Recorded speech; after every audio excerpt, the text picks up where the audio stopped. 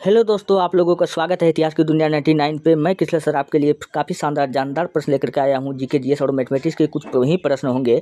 दोस्तों ये वीडियो काफ़ी इंपॉर्टेंट होगा आपके डीएलएड एंट्रेंस एग्जाम के दृष्टिकोण से, तो वीडियो को अंत तक जरूर देखिएगा। काफ़ी डिस्कशन के साथ एक एक प्रश्न को यहाँ पर समझाया जाता है। पहला प्रश्न है, 1942 में हजारीबाग जेल में से कौन भाग गया था।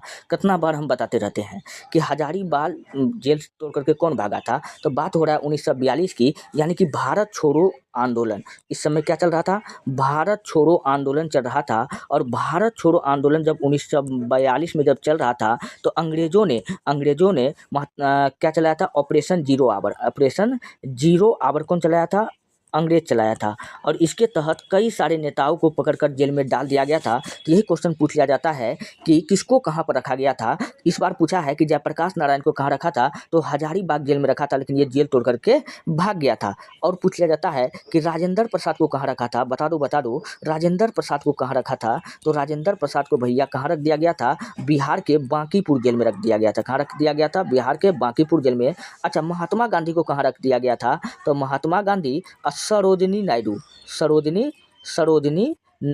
तो महात्मा गांधी सरोजिनी नायडू दोनों को पुणे के आगा खां पैलेस में कहाँ रखा गया था, पुणे के आगा खां पैलेस में रख दिया गया था। आपको ये बात याद रखना है। जवाहरलाल नेहरू, अच्छा आपको तो महात्मा गांधी सरोजिनी नायडू दोनों को एक साथ में काहे बंद किया। कहीं आदमी बोल सकता है उसकी पत्नी, टेंशन मतलब उसकी पत्नी कस्तूरबा गांधी भी इसी के साथ था, तीनों को बंद किया गया था। यह बात आपको याद रखना है। अच्छा, जवाहरलाल नेहरू को पूछेगा किस जेल में बंद किया गया था, तो जवाहरलाल नेहरू को पटना में कहाँ बंद किया गया था, पटना के बांकीपुर जेल में। कहाँ हाँ, जवाहरलाल नेहरू को कहाँ किया था, पटना के नहीं अल्मोड़ा जेल में। जवाहरलाल नेहरू को कहाँ बंद किया था, अल्मोड़ा जेल में। चलिए बड़े हम लोग नेक्स्ट प्रश्न की ओर। अगला प्रश्न है, विश्व का सबसे बड़ा पशु मेला कौन सा है। तो विश्व का सबसे बड़ा पशु मेला अपना बिहार सोनपुर मेला। ऑप्शन नंबर 3 क्या हो जाएगा, इधर राइट आंसर हो जाएगा। अच्छा, विश्व का सबसे बड़ा ऊंट मेला पूछ लेगा जब, ऊंट मेला, तो ऊंट मेला आपका क्या हो जाएगा, तो ऊंट मेला में आपको बताना है कि पुष्कर मेला। क्या बता देना है, पुष्कर मेला कहाँ लगता है, तो यह राजस्थान में लगता है। कहाँ लगता है, राजस्थान में लगता है। अच्छा, अगर पूछ लेता कि सबसे बड़ा मेला, तो सबसे बड़ा मेला, विश्व का सबसे बड़ा मेला, तब आपको बताना है कि कुंभ का मेला। कौन मेला होगा, कुंभ का मेला। सबसे बड़ा मेला कौन लगता है, कुंभ का मेला लगता है। और ये कुंभ का मेला 4 बार लगता है, 4 जगह लगता है। फटाफट आप लोग बता दो, इस बार तो ट्रेंडिंग था। तो कुंभ का मेला ये 4 जगह कहाँ कहाँ लगता है, हरिद्वार हो गया, प्रयागराज, महाराष्ट्र और नासिक।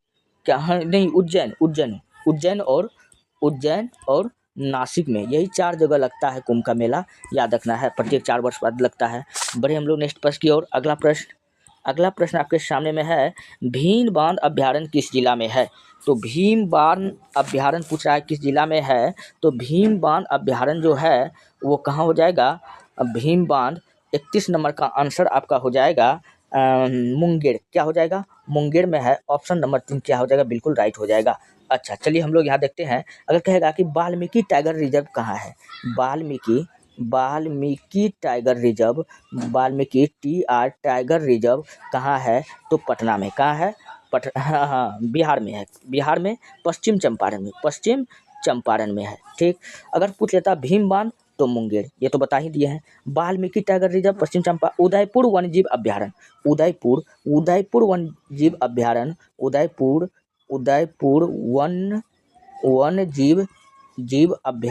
तो उदयपुर वन्यजीव अभ्यारण्य कहाँ है, पश्चिमी चंपारण में। कहाँ होगा, पश्चिमी चंपारण में है।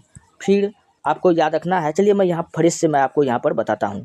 तो कहेगा गोगो बिल पक्षी अभ्यारण्य, क्या कहेगा, नहीं, हाँ, उदयपुर हो गया। उदयपुर वन्यजीव अभ्यारण्य कहाँ है, पश्चिम चंपारण में। कांवर झील पक्षी अभ्यारण्य, कांवर झील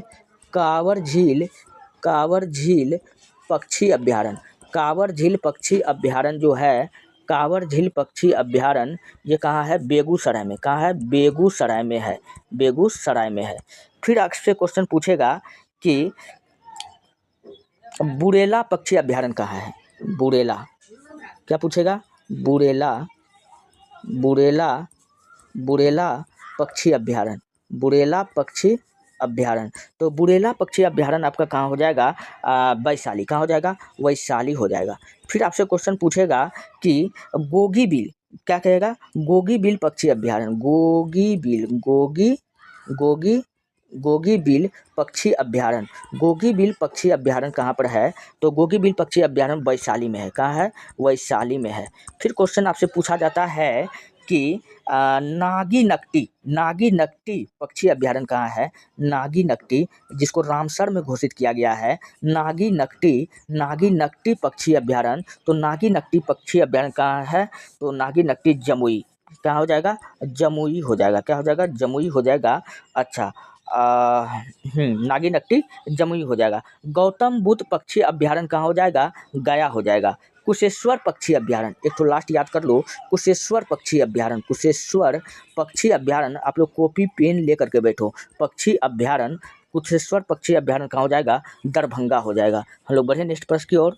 चलिए हम लोग बढ़ते नेक्स्ट प्रश्न की ओर। अगला प्रश्न है 1975 के आपातकाल के दौरान बिहार में राज्यपाल कौन था? देखो भैया, क्वेश्चन क्या पूछ लिया? राष्ट्रपति पूछता, प्रधानमंत्री पूछता, पूछ रहा है बिहार का राज्यपाल कौन था। तो यही तो है क्वेश्चन का ट्रेंडिंग। तो बिहार का राज्यपाल जो था भैया उस समय कौन था? रामचंद्र धोड़ीबा भंडारे। तो ऑप्शन नंबर ए क्या होगा? राइट आंसर होगा। 1975 में जो आपातकाल लगाया गया था, तो इस समय कहेगा कि भारत का पीएम कौन थी? पीएम तो आईजी इंदिरा गांधी, जिसको हम लोग प्रियदर्शनी के नाम से जानते हैं। तो इंदिरा गांधी उस समय पीएम थी। अच्छा, राष्ट्रपति कहेगा इस समय कौन था? तो राष्ट्रपति के बारे में बताओ बच्चों। तो राष्ट्रपति इस समय फखरुद्दीन अली अहमद था। कौन था? फखरुद्दीन अली अहमद था। अच्छा, ये तो राष्ट्रपति हो गया। अगर क्वेश्चन पूछ लेता कि बिहार का मुख्यमंत्री कौन था, तो बिहार का सीएम कौन था? बिहार का सीएम कौन था इस समय? तो बिहार का सीएम जो था इस समय जो था अब्दुल बारी। कौन था? अब्दुल बारी। कौन था? अब्दुल बारी इस समय बिहार का सीएम था। अच्छा, बिहार में अगर पूछेगा कि बिहार में राष्ट्रपति शासन कितना बार लगा है? तो बिहार में राष्ट्रपति शासन टोटल 8 बार लगा है। कितना बार लगा है? राष्ट्रपति शासन टोटल कितना बार लग गया है? टोटल 8 बार लग गया है। कितना बार लगा है? टोटल 8 बार लग गया है। पहली बार कहेगा कब लगा था? पहली बार तो पहली बार 1968 में लगा था। कब लगा था? 1968 में लगा था। और उस समय पूछेगा कि राज्यपाल कौन था? तो राज्यपाल आपको याद रख लेना है कि 1968 में जो राष्ट्रपति शासन लगा था बिहार में पहली बार, इस समय जो राज्यपाल था नित्यानंद कानूनगो। क्या नाम था? नित्यानंद कानूनगो। ठीक। अगर आपसे क्वेश्चन पूछ लेता कि पहली बार मुख्यमंत्री कौन था, जो पहली बार जब राष्ट्रपति शासन लगा तो उस समय बिहार का मुख्यमंत्री कौन था? तो बिहार का उस समय जो मुख्यमंत्री था कौन था? भोला पासवान शास्त्री। कौन था? भोला पासवान शास्त्री। चलिए बढ़ते हम लोग नेक्स्ट प्रश्न की ओर। अगला प्रश्न है बिहार का सबसे अधिक जनसंख्या घनत्व जिला कौन सा है? तो बिहार का सबसे अधिक जनसंख्या घनत्व जिला पूछ रहा कौन सा है? तो बिहार का सबसे अधिक जनसंख्या घनत्व वाला जिला क्या हो जाएगा? शिवहर हो जाएगा। क्या हो जाएगा? शिवहर हो जाएगा। इस प्रश्न का ऑप्शन नंबर 2 क्या हो जाएगा? बिल्कुल राइट हो जाएगा। अच्छा, बिहार में सर्वाधिक जनसंख्या घनत्व पूछेगा किसका है? तो भारत में पूछेगा कि सर्वाधिक जनसंख्या घनत्व किसका है। अगर भारत का पूछता कि भारत में सर्वाधिक जनसंख्या घनत्व किसका है, तब आंसर आता बिहार। लेकिन यहाँ क्या पूछ रहा है? बिहार का सबसे अधिक जनसंख्या घनत्व वाला जिला, तो क्या बताएंगे? तब आपको शिवहर बताना है। क्या बताना है? शिवहर बताना है। अच्छा, अगर पूछता भारत में सर्वाधिक जनसंख्या घनत्व किसका है? बिहार का है। बिहार का कितना है? भारत में सर्वाधिक बिहार का कितना है? 1106 व्यक्ति पर किलोमीटर। कितना है? 1106 व्यक्ति पर किलोमीटर है बिहार का। और अगर आपसे क्वेश्चन पूछता कि भारत में न्यूनतम जनसंख्या घनत्व वाला जिला कौन सा है, राज्य कौन सा है? न्यूनतम जनसंख्या घनत्व वाला राज्य, जनसंख्या घनत्व वाला राज्य तो आपको बताना है अरुणाचल प्रदेश। क्या बताना है? अरुणाचल प्रदेश। अरुणाचल प्रदेश, और अरुणाचल प्रदेश कितना है? 17 व्यक्ति पर किलोमीटर है।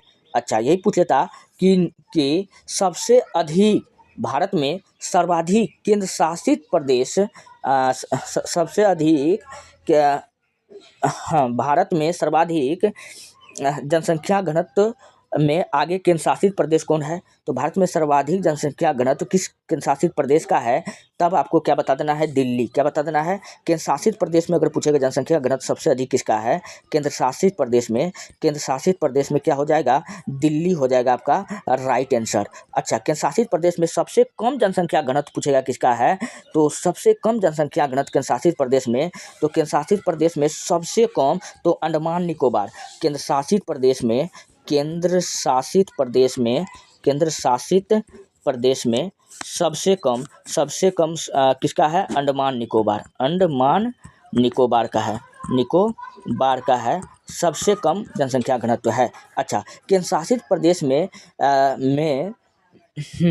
में सबसे कम जनसंख्या, सबसे कम जनसंख्या पूछ रहा है, घनत्व नहीं पूछ रहा है। केंद्र शासित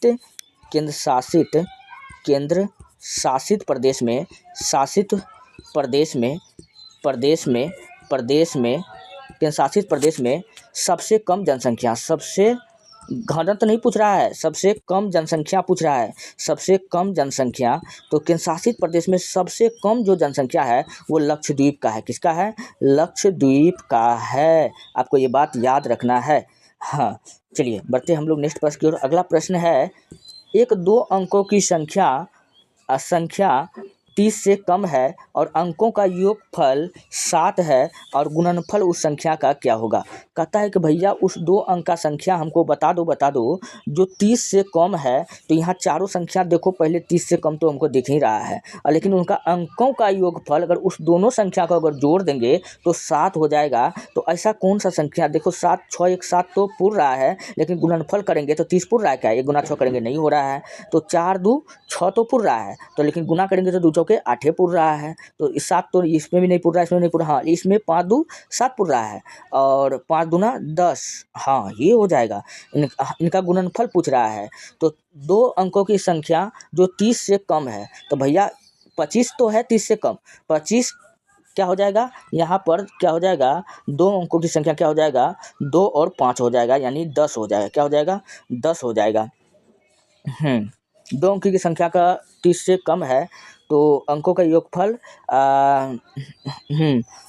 योगफल 7 और गुणनफल कितना होगा? तो ठीक है, 5 और 2 होगा, 5 और 2 होगा, 5 दूना 10, 5 2 7। ठीक है, मिल रहा है। ऑप्शन नंबर 3 क्या हो जाएगा? बिल्कुल राइट हो जाएगा। ठीक, अगला प्रश्न है, दो संख्या का महत्तम समान। इलेक्ट्रॉन की खोज किसने की थी? इलेक्ट्रॉन का खोज किया गया था जे थॉमसन द्वारा किया गया था 1867 में, 1867 में। अच्छा, चैडविक ने किसका किया था? 1932 में न्यूट्रॉन का खोज किया था। किसका किया था? न्यूट्रॉन का खोज किया था। चलिए बढ़ते हैं नेक्स्ट प्रश्न की ओर।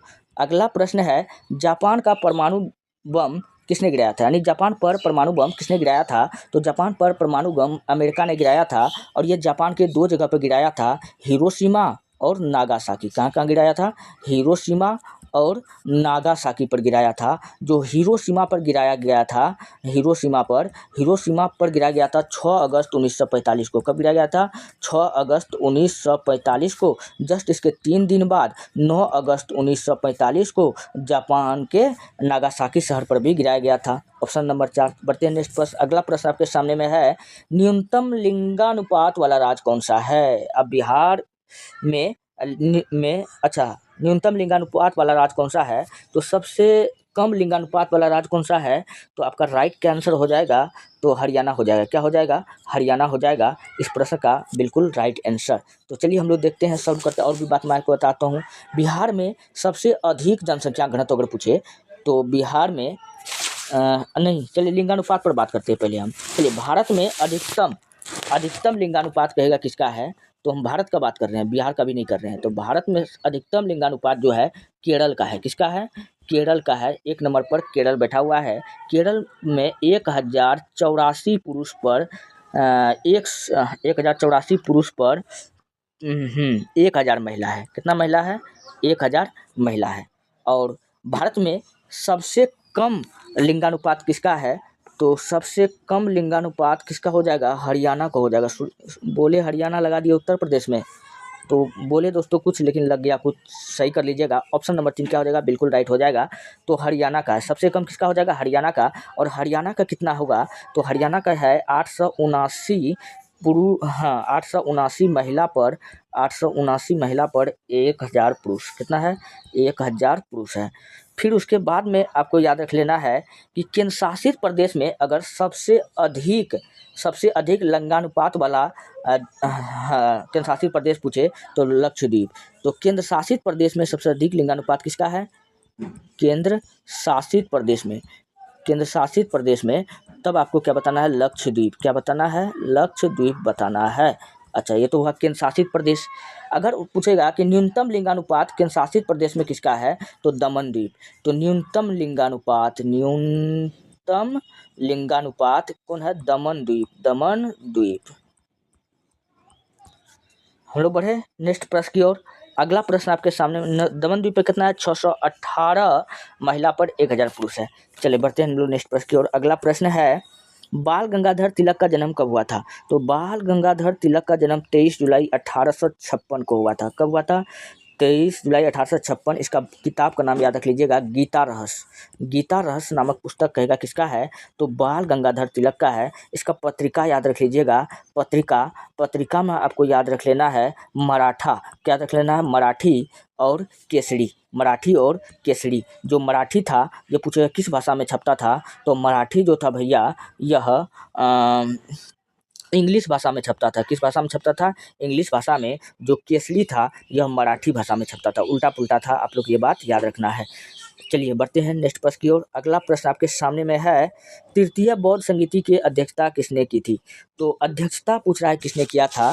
तो पहले जान लेते हैं कि 3 गो बौद्ध संगीति हुआ था, वो कहाँ हुआ था। अगर स्थान पूछता, बौद्ध संगीति का स्थान पूछता तो ट्रिक में आपको याद रखना। मैं आपको ट्रिक बताता हूँ। ट्रिक आप लोग यहाँ देखिए। ट्रिक में आपको याद रख लेना, स्थान पूछता कि टोटल बौद्ध संगीति 4 को आपको कैसे याद रखना है, चारों बौद्ध संगीति को। तो एक ट्रिक याद रखना, रावे पाकू। क्या रख लेना है? रावे पाकू। तो पहला बौद्ध संगीति जो हुआ था राजगृह में होगा। पहला बौद्ध संगीति कहाँ होगा? राजगृह में होगा। वैसे वैशाली में। दूसरा बौद्ध संगीति कहाँ होगा? सेकेंड कहाँ हो जाएगा? वैशाली में हो जाएगा। पासे पाटली। थर्ड बौद्ध संगीति कहाँ हो जाएगा? पाटलिपुत्र में हो जाएगा। और चौथा बौद्ध संगीति जो हो जाएगा उसे कुंडलवन में हो जाएगा। कहाँ हो जाएगा? कुंडलवन में हो जाएगा। अच्छा, राजा पूछेगा कि इस समय राजा क्या था। तो राजा का ट्रिक मैं आपको बताता हूँ। राजा याद रख लेना, अका। क्या रखना है? अका। तो अ से अजातशत्रु। राजगृह में जो हुआ था राजा कौन था? अजातशत्रु राजा था। ठीक, अजातशत्रु क्या था? राजा था। अच्छा, वैशाली में जो हुआ था, वैशाली में दूसरा बौद्ध संगीति, सेकेंड बौद्ध संगीति यहाँ आप देख सकते हो। तो उस समय पूछेगा राजा कौन था? का से काला अशोक। कौन था? वैशाली वाला में कौन था? काला अशोक था। ठीक, अ से अशोक। तीसरा बौद्ध संगीति जो पाटलिपुत्र में हुआ था, इस समय राजा कौन था?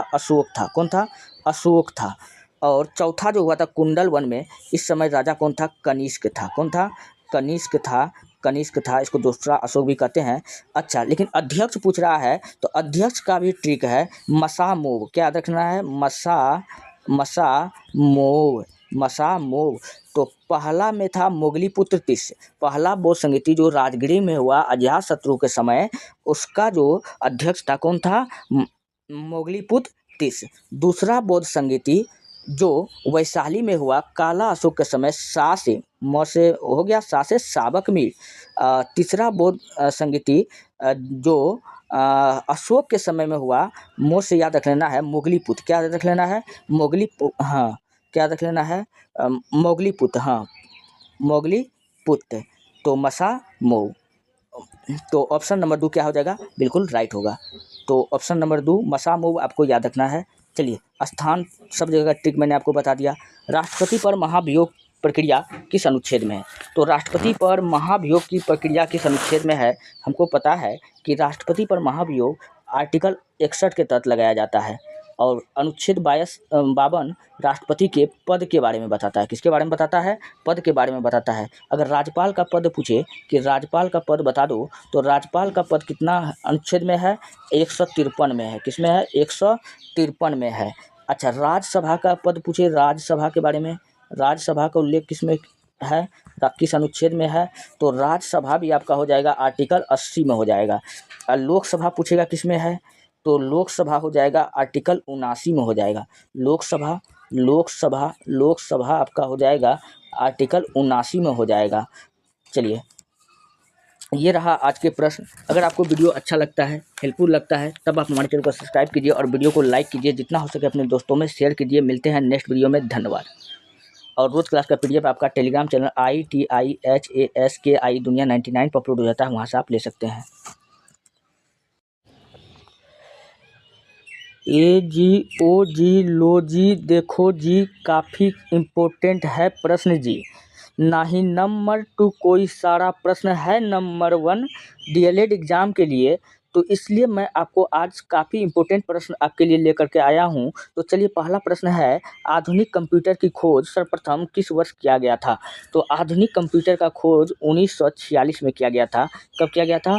1946 में। लेकिन अगर पूछ ले कि कंप्यूटर में क्रांति पहली बार कब हुआ था, कंप्यूटर में क्रांति बता दो, कंप्यूटर में क्रांति बता दो, तो कंप्यूटर में क्रांति पहली बार आया था 1960 के दशक में। कब आया था? 1960 के दशक में। अब कंप्यूटर का पिता किसको कहते हैं? कंप्यूटर का पिता किसको कहते हैं? चार्ल्स बेबेज को कहते हैं। किसको कहते हैं? चार्ल्स बेबेज को कहते हैं।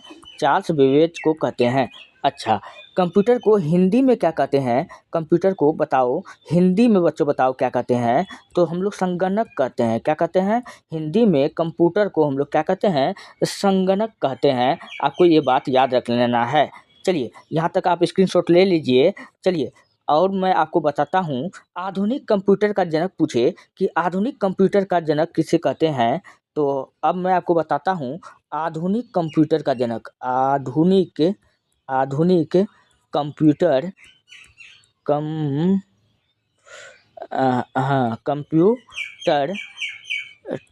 कंप्यूटर का जनक। आधुनिक कंप्यूटर का जनक अगर पूछे किसे कहा जाता है, तो आधुनिक कंप्यूटर का जनक एल.एन. ट्यूरिंग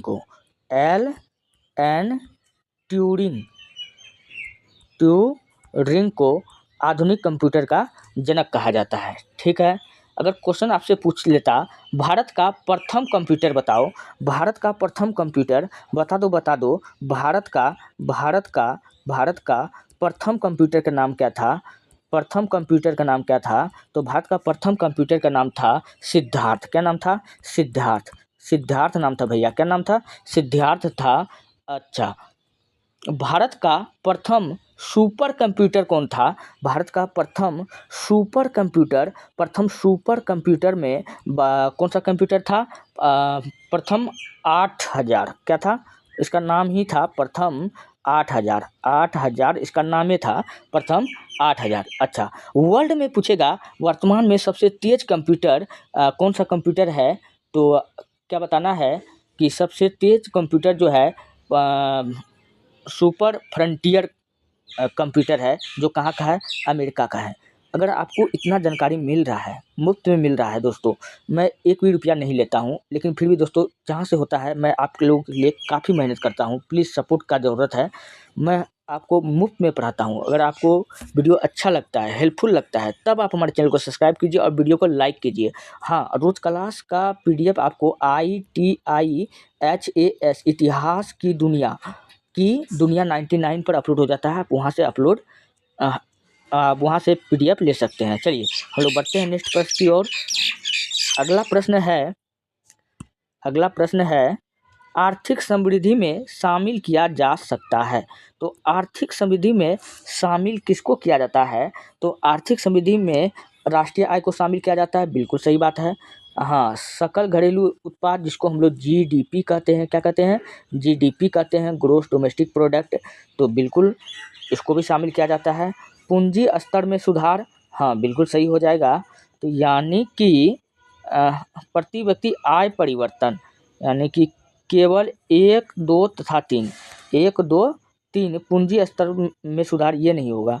तो 1, 2 और 3 ऑप्शन नंबर बी क्या हो जाएगा, बिल्कुल राइट हो जाएगा। आपको ये बात याद रख लेना है। राष्ट्रीय आय का कहेगा कि पहली बार पता कौन लगाया था, तो राष्ट्रीय आय का जो पता लगाया गया था 1868 ईस्वी में दादा भाई नेरोजी द्वारा लगाया गया था। किसके द्वारा? दादा भाई नेरोजी द्वारा लगाया गया था। चलिए बढ़ते हैं हम लोग नेक्स्ट प्रश्न की ओर। अगला प्रश्न है,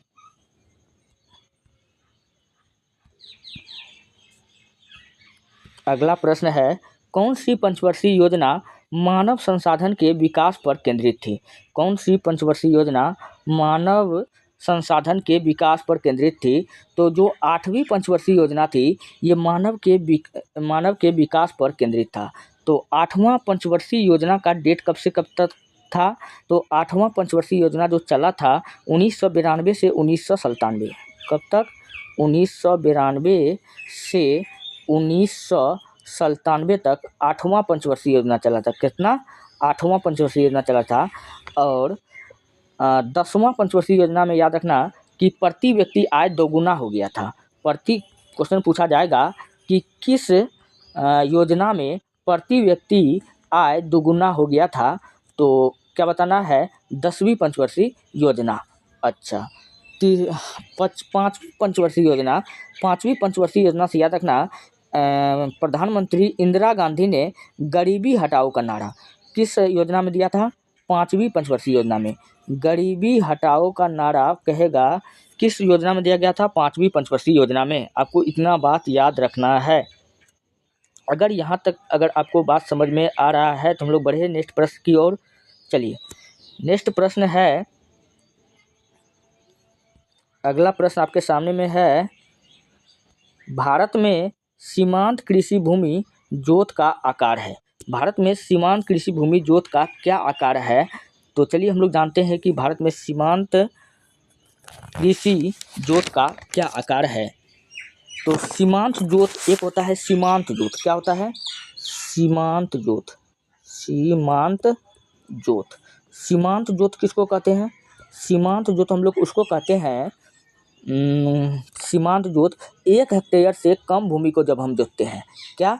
1 हेक्टेयर से जब कम भूमि को जोतेंगे हम लोग क्या कहेंगे? सीमांत जोत। ठीक है। 1 हेक्टेयर से 2 हेक्टेयर के बीच, यानी 1 हेक्टेयर से 2 हेक्टेयर के बीच भूमि को अगर बोते हैं तब उसको हम लोग सीमांत कृषि नहीं कहेंगे, तब उसको हम लोग क्या कहेंगे? मध्यम जोत कहेंगे। क्या कहेंगे? 1 हेक्टेयर से 2 हेक्टेयर तक इसको क्या कहेंगे? मध्यम जोत। मध्यम जोत। ठीक। फिर उसके बाद में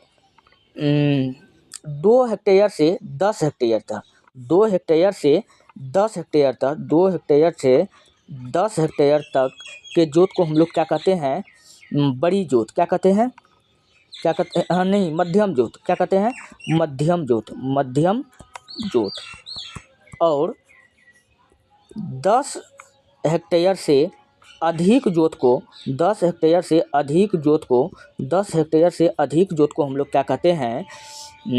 बड़ी जोत। क्या कहते हैं? बड़ी जोत। तो इस प्रकार से होता है। फिलहाल हमसे क्या पूछा है कि भारत में सीमांत कृषि भूमि जोत का आकार क्या है? तो सीमांत क्या होता है? 1 हेक्टेयर से कम होता है। तो यही ऑप्शन नंबर ए क्या हो जाएगा? बिल्कुल राइट हो जाएगा। तो मैंने आपको डिस्कशन में इतना बताया। चलिए बढ़ते हैं नेक्स्ट प्रश्न की ओर। अगला प्रश्न आपके सामने में है। अगला प्रश्न है, निम्न में कौन सा केंद्र सरकार द्वारा लगाया जाता है परंतु राज्य सरकार द्वारा एकत्र तथा आवंटित किया जाता है? कौन सा कर है जो केंद्र सरकार लगाता है और राज्य सरकार उसको क्या करता है? आवंटित करता है।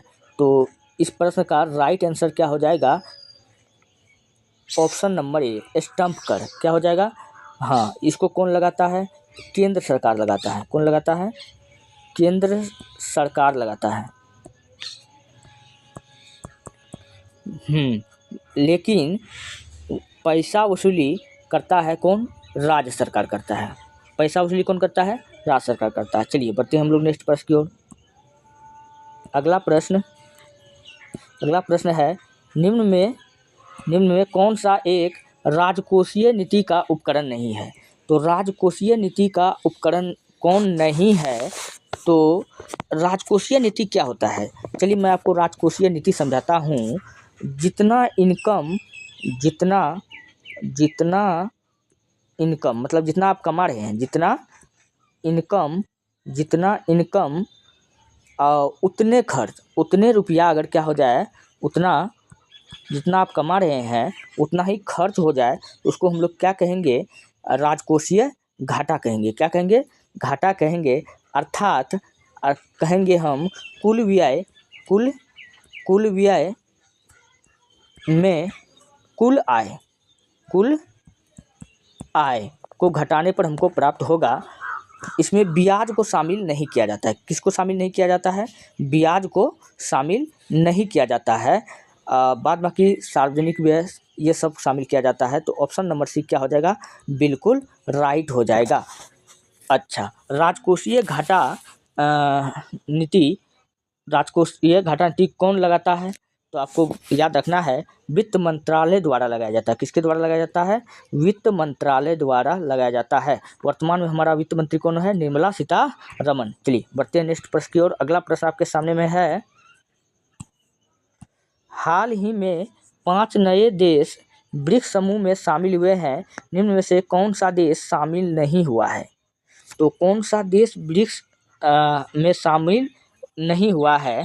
तो ब्रिक्स में हम लोग जान लेते हैं कि कौन कौन सा देश शामिल हुआ है। तो ब्रिक्स में ईरान शामिल हुआ है, और सऊदी अरब शामिल हुआ है, और मिस्र शामिल है, इथोपिया भी शामिल है, और मिस्र भी शामिल है, और आपको क्या रख लेना है? बेलारूस। क्या रख लेना है? बेलारूस शामिल है। तो कौन नहीं शामिल है? अर्जेंटीना। तो ऑप्शन नंबर डी क्या हो जाएगा? बिल्कुल राइट हो जाएगा। चलिए बढ़ते हैं हम लोग नेक्स्ट प्रश्न की ओर। अगला प्रश्न आपके सामने में है, अगला प्रश्न है, निम्न में से कौन दक्षिण अमेरिकी देश है जो अपनी सभी ग्लेशियरों को खोने वाला पहला देश बन गया है? तो कौन सा ऐसा दक्षिण का अमेरिकी देश है जो अपने ग्लेशियर को खोने वाला पहला देश बन गया है? तो इस प्रश्न का राइट आंसर क्या होगा? इस प्रश्न का राइट आंसर क्या हो जाएगा? पहले जो था दक्षिण अमेरिका, क्या हो जाएगा? वेनेजुएला हो जाएगा। ऑप्शन नंबर 1 क्या हो जाएगा? बिल्कुल राइट। वेनेजुएला कहाँ पड़ता है? दक्षिण अमेरिका में। कहाँ पड़ता है? दक्षिण अफ्रीका में। ठीक। और पहले जो था, पहले